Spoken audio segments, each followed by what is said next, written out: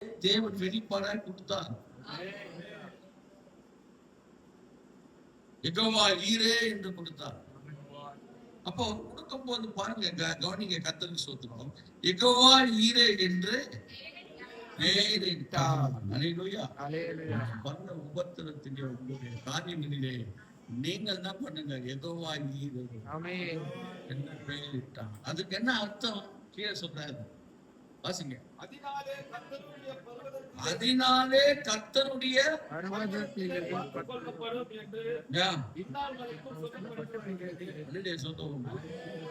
நீ எங்க போய் மாட்டிக்கினாலும் சொல்லணும். அமெரிக்கா, ஈரான், இஸ்ரேல் ரெண்டு பேரும் சேர்ந்து ஈரானை தாக்குறாங்க.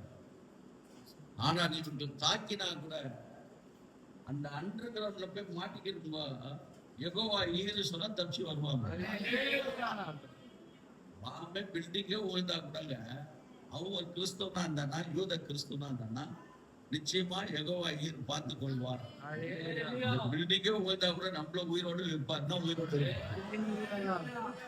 பாம்பு வருது எங்க வருது, இந்தியாவை நோக்கி வருது, இதோ வந்துச்சு. நம்ம சாக போறோம், சாவதான் போறோம். நம்ம வாழ போறோம்னா வாழதான் போறோம். அல்லேலூயா சொல்றோம். வாழ போறோம்னா வாழதான் போறோம்.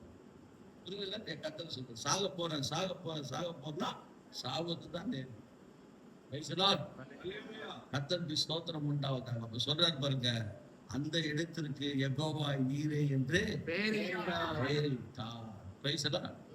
அடுத்து என்ன சொல்றாரு, வாசிங்க. அதனாலே கர்த்தருடைய பர்வதத்திலே, கர்த்தருடைய பர்வதம், நீங்கள் போகிற எங்க நீங்க ஊழியம் செய்றீங்களா, அது ஒரு பர்வதம் தான்.